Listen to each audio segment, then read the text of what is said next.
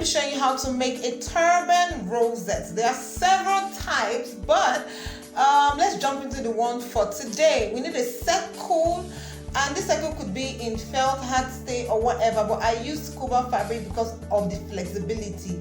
I want it to be flexible. We need organza fabric, we need a satin fabric, we need a glue gun, we need a UH, we need needle and thread. We also need office pins. So let's jump in. Now, I already cut this fabric 8 inches by 60 inches. You can make it as long as you want, but I use 60 for this particular one.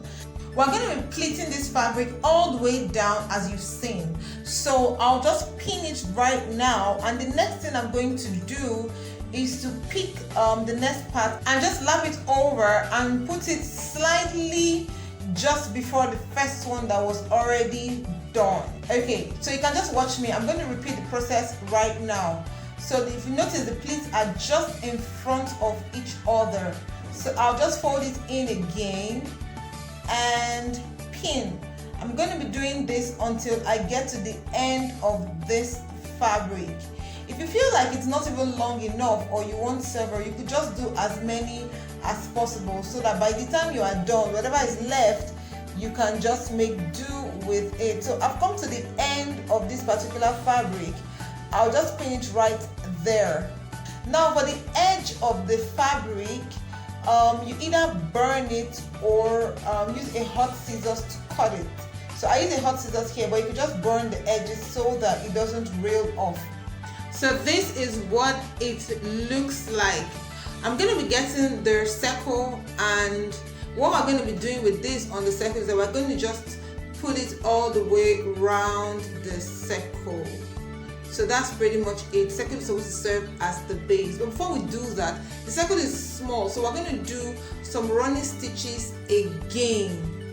Now this particular one is different from the normal running stitches because this one has to do with pleats. So while we're putting it together, we need to consider the pleats. So this is it right now. I'm going to be attaching it around this circle. So this is it, and I'm done doing that. It's a very simple step, but we need to just turn it around. Now, like I said earlier, it's not it can't be too long. If you take it round and it doesn't and you have excess, you can just go around again.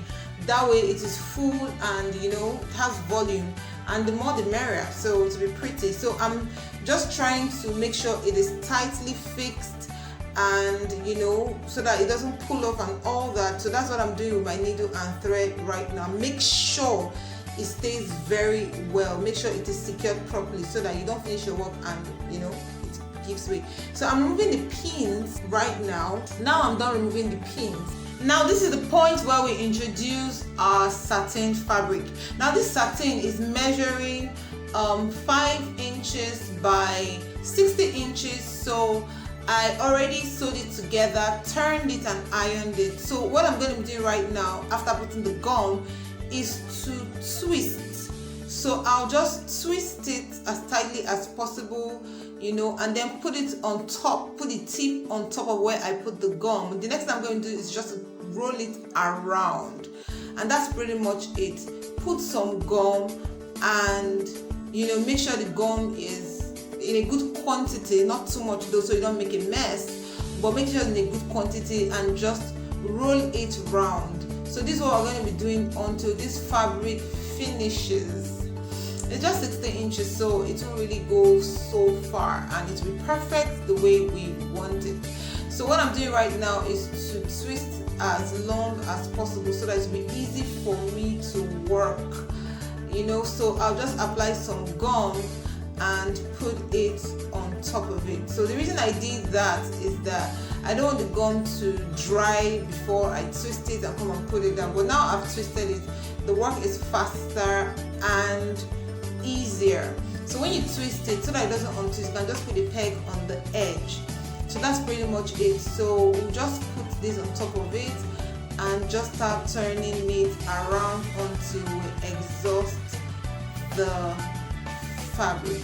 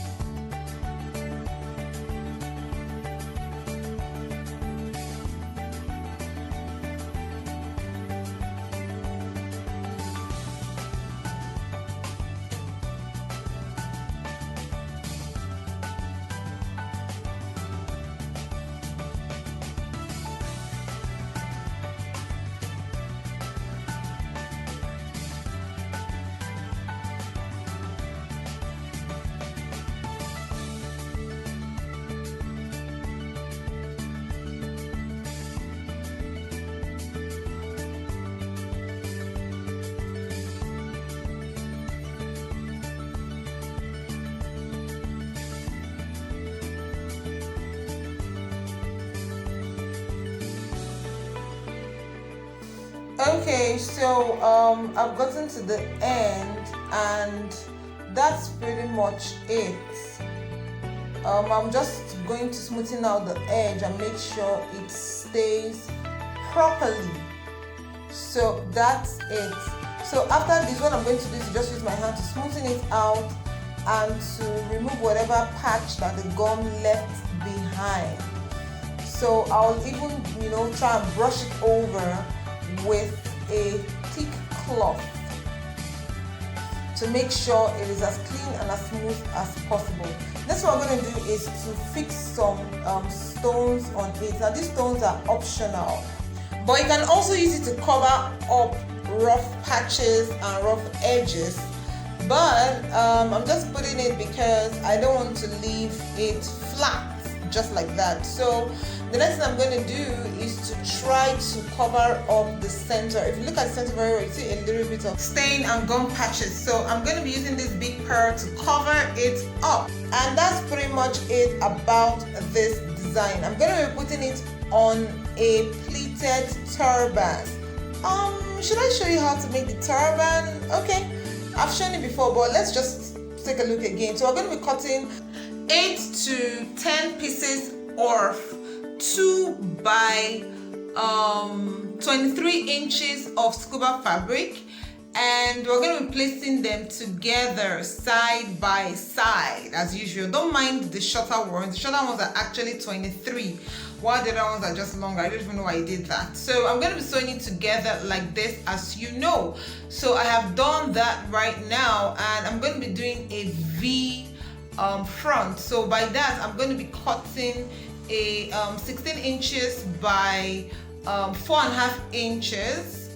Okay, I like to make it extra so that should anything happen, too much is better than too small when it comes to turban. So I'll just cut it off, and as usual, and then I'll put both of them together and form the V. In case you didn't get it the first time, take a look again. So V, so that's it.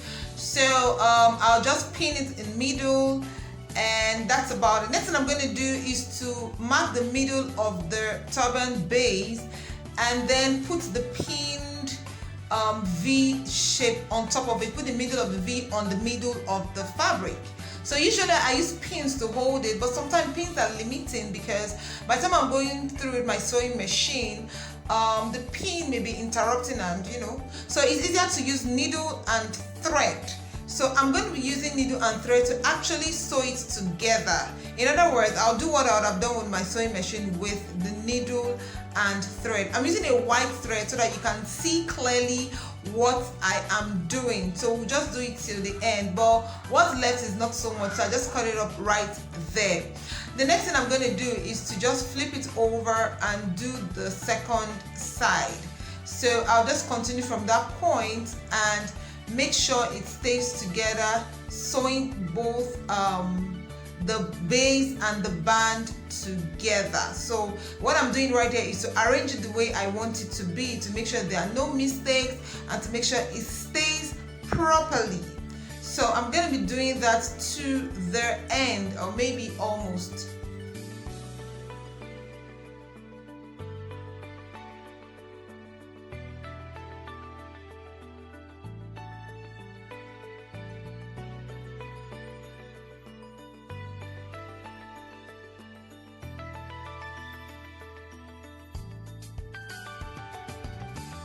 So I just cut it up right there. Now the next thing I'm going to do is to go in with the sewing machine and sew it.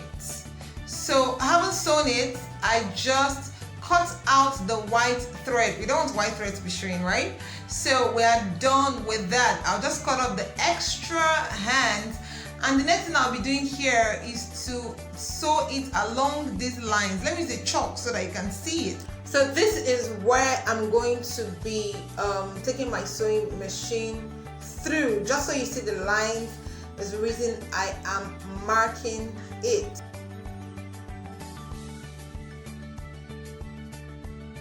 So I'll just sew it through this line. Now I've sewn it. The next thing I'm going to be doing right now is to cut off the excess fabric. Okay, I had to use this red because I noticed it's clearer than the purple, so I'll use this red to finish up the turban. So right now I am doing my normal running stitches at the back of the turban. Remember to start from immediately after the band to the end of where I joined it. The next thing I'm going to do is to tie because I'm done pleating it. I'll just cut it, and the next thing I'm going to do is to turn it over. See? So right now I'm going to be making pleats on this turban. So I'm going to be starting my needle from the back and bring it out. The next thing I'll do is to put my needle just beside it, almost where I brought it out from, and put it on the next line.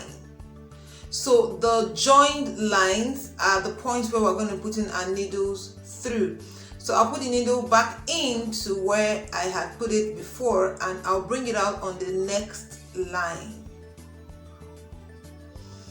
So from what we're seeing, the pleats are already forming. So put it back in almost on the same spot where it came out from. So I'll go in and bring it out on the next line. Having done that, I'll put the needle back in again, close to where I brought it out from, almost at the same point, bring it out on the same line, and that's it. What I'm doing here is that I'm making sure that the thread goes through the back and not the front. If it goes through the front, it means that the pleats go inside, but we want all the pleats to be outside. That's why no thread is crossing through the front. All of them are going through the back. Hence, us putting in the needle beside it when we bring it out and taking it out again. You feel me? Okay, I feel like I'm beginning to sound like I'm about to blab. Okay, so that's about it. I just put the needle in, bring it out at the back, you know, again, and I'll take it right back in. And this is the last one I'm going to be doing. So I'll bring out the needle, and then I'll plunge it back in to the point where we'll put our last inner running stitch. You understand, right? Yeah. So I'll turn it over at the back and tie it. You see what we're talking about? It's cute, right? Okay, so I'll just tie it together. Make sure it is tight and make sure all the work I've done is not in vain. So I need to make it tight so it doesn't just, you know, give away. So that's pretty much it. This is what it looks like.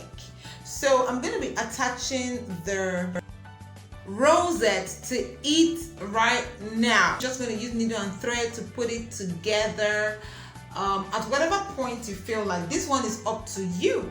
So let me head for the mannequin. This is what it looks like. Do you like it? And this is the finished work. What do you think? Do you like it? Anyways, ask me any question you so desire, and I'll be here to answer you. Thank you so much for watching. Bye.